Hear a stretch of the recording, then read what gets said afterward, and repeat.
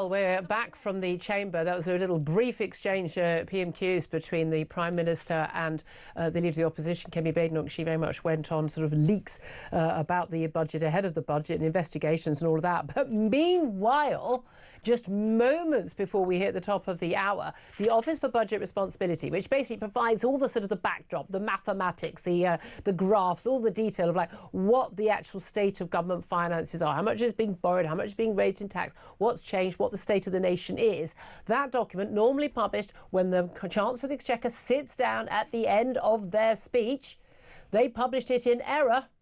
Leaked email put out in error in advance. So we now know already what is in the budget that is yet, well, we knew from enough leaks from the Treasury already, but we've now had an awful lot of that confirmed. So let's just go through some of it, because basically the OBI has broken the budget. Never happened before. Rachel Reeves is going to unveil £26 billion in tax rises. That's going to leave her with £22 billion worth of fiscal headroom. I think we had 9 or 10 billion last time round. Again, we had 40 billion of tax rises last time round. You remember 25 billion of that was, remember, from the national insurance rise on employers. But this time, 26 billion in total. The tax burden is going to hit a record 28% as a proportion of GDP at the end of this decade in 2031. The freeze on income tax thresholds is going to raise £8 billion, as we already knew, but it's going to lead to 780,000 more basic rate taxpayers, people who weren't originally paying tax.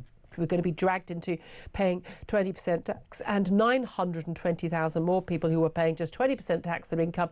They, at the top end of their income, are going to be paying 40% tax. So that's a hell of a lot of people. The two-child benefit cap is going to be scrapped. There will be a tax rate on pension contributions, which is going to raise a whopping 4.7 billion quid. That's going to be very serious. That pay per mile levy on electric cars is going to go ahead. Looks like it's about £3 a mile. That's going to raise £1.4 billion. There are cuts to writing down capital allowances for business. That's £1.5 billion. There will be gambling taxes. We're looking at that raising £1.1 billion. Very crucially, actually, some of the economic figures. Debt rises as a share of GDP by the end of the decade from 95%. I mean, some of the other countries, France and others, are way higher than that, but 95%. It's going to rise, though, to 96%. So we're not going to be cutting our debt at all over this decade. Growth for this year is actually going to be predicted to go up. The whole growth for 2025 is going to be 1.5%. It was predicted back in spring as just 1%. But productivity growth downgraded from a prediction of 1.3% to 1%. I mean, I can't see really very much good news in any of that. Now, joining me for the conversation about this, as I said, is Justin Urquhart Stewart. He's an economist. James Matthewson, former Labour Party spokesman, and Claire Pearsley, who's a former Conservative government advisor.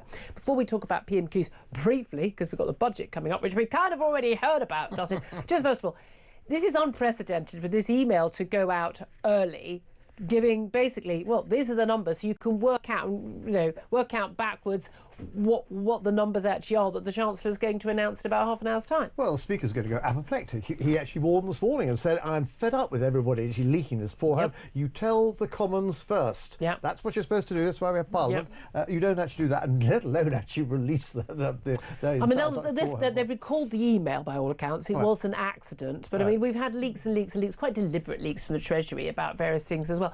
What is significant about this leak? Well, it's the lack of control all the way through. We've seen, where is the messaging that you need? Your Chancellor needs to come up with clear, straightforward messages that give people trust into actually what's going on. Predictability, consistency. Certainly in terms of the markets. We need to know that actually the numbers add up and they come out clearly, but we need to know that actually what you're looking at and you're actually controlling it in the right sort of way.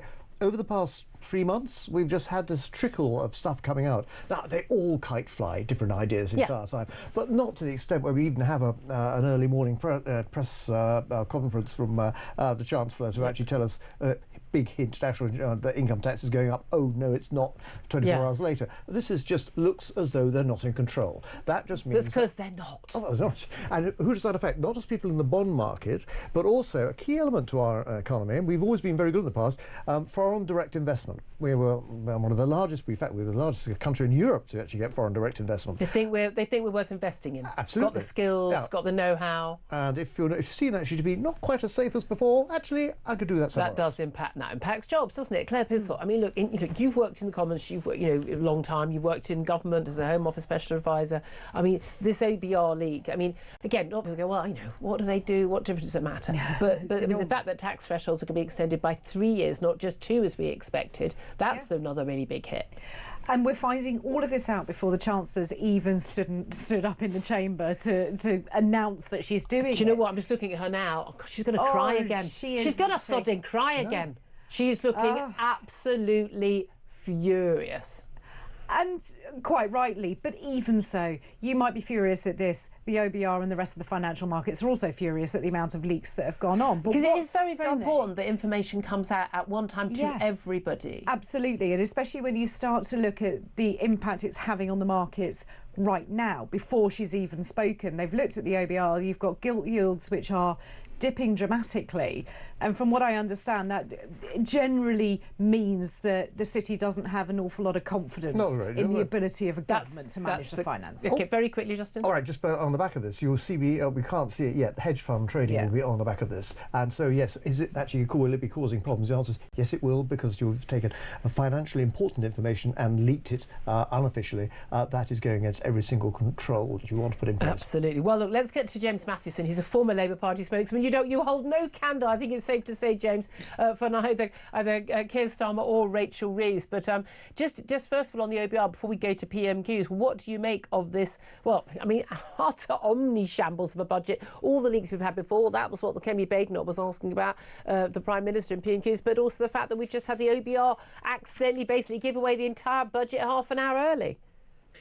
Well, that's the story now, isn't it, Julia? That's it. I mean, that's what's written all over Rachel Reeves's face. Isn't it? Like, she knows she's lost any opportunity that she had to control the headlines about this, or to try and, make it about something she's bringing to the table, is now about the fact that the OBR... And look, by the way, it's easy to get into conspiratorial thinking with this kind of thing. Normally what these things are, Claire will attest to this, having been in government, normally this is just somebody who was told that one of their jobs today was going to have to be uploading it online and sending the email. Press send. Press send to all the journalists. But I tell you, I mean, I'm in like 6 WhatsApp groups with former Labour advisors and current Labour advisors. Ooh. And somebody's just posted in that about a minute before you've come to me there, saying, in case everybody missed it, with a laughing face. And then the whole thing is there, the whole report. So, even though they've recalled it, it doesn't really matter because everyone's seen it. Let's send it back. Yeah, nothing happened. And again, I mean, it's extraordinary. And in terms of Kemi Badenoch and the questions that she was asking, all 6 questions really, about the shambles in relation to this government and leaks and, briefings against the Health Secretary Wes Streeting. Interesting, actually, by the way, wasn't it? There was a bit of a pause. Like, was the Prime Minister actually going to say categorically, no one in number 10 has briefed against cabinet ministers? That may come back to haunt him because she wanted him to say that on the floor of the House, because I have a funny feeling she knows that's not the case. Yeah, this kind of approach from Kemi Badenoch from the Tory team, I think, was very much don't fall for any traps around what might be in the budget and what might not be. Let's wait till the budget's passed to talk about the budget. For now, just try and keep that narrative going. I mean, I say narrative, it's kind of reality, isn't it, as well, about the fact that everything is just chaos. You've got chaos. The really interesting mention for me was Angela Rayner, because I thought immediately the response from Keir Starmer, you preempt these things. When Angela Rayner was mentioned as the former Deputy Prime Minister potentially coming back, because these are rumours, that's all it is as it stands, rumours. But when he was asked, he immediately went to Angela's defence and said, she's a social mobility success story and all that. Yeah. And she is, but that's weird, because the thing you would say is, why are you talking about the former Deputy Prime Minister? She's no longer the Deputy Prime Minister. But also, I just don't. I think her story is actually an incredible story of how she's got to where she did get to. But I'm not.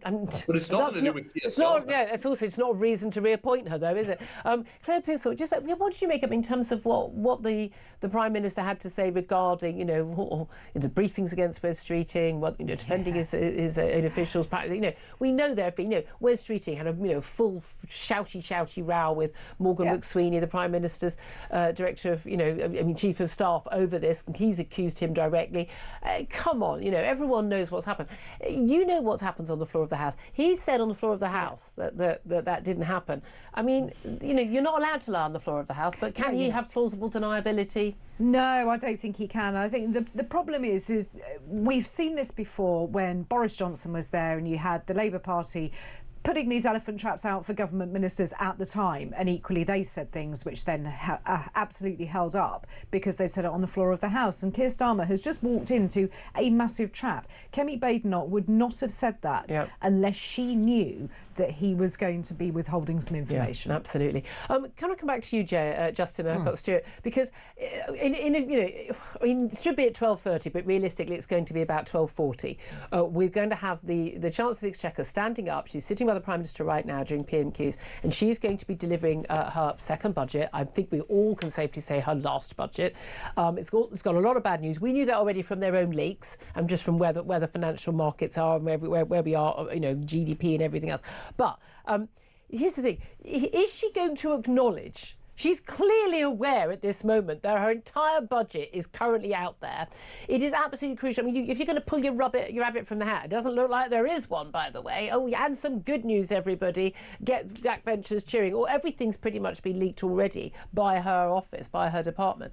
But is she seriously going to stand up in a few minutes' time and just announce the budget as if this is all new information when the Office of Budget Responsibility has literally published the entire budget already? She'll be feeling, actually extremely not frightened, worried, because the market is now reacting to what the information that's out there, and it will be reacting on their interpretation of it. So she hasn't even had a chance to put her side across to it. And so, as far as they're concerned, there will be trades going on. I can't see them at the moment, but they will be. Well, the markets will already be acting on this. I mean, like 20 minutes ago, they were on top of this. Managers will have been trading this already, going into various arbitrage positions. So we'll already know the reaction to the budget before she officially delivers it. If I'm sitting in front of my Bloomberg screen, I'll be able to tell you straight away what was actually going to be happening here. But it is. There's one word you wanted to get out of this budget. If I were her, and frankly, as a citizen, confidence.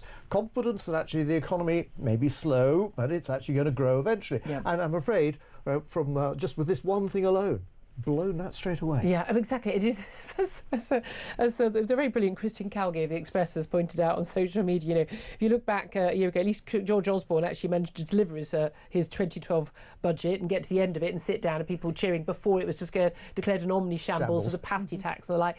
And as he pointed out, we could do with Malcolm Tucker from the thick of it to provide a word bigger than omni-shambles right now, which is where it came from. I think there are F letters involved. Oh, I mean, absolutely. I think there might be C's and K's, I don't know. But OMG, OBR, Rachel Reeves, you're toast, love. You're toast. I mean, enjoy your final budget. Try and get through it without crying if you can, but it's over.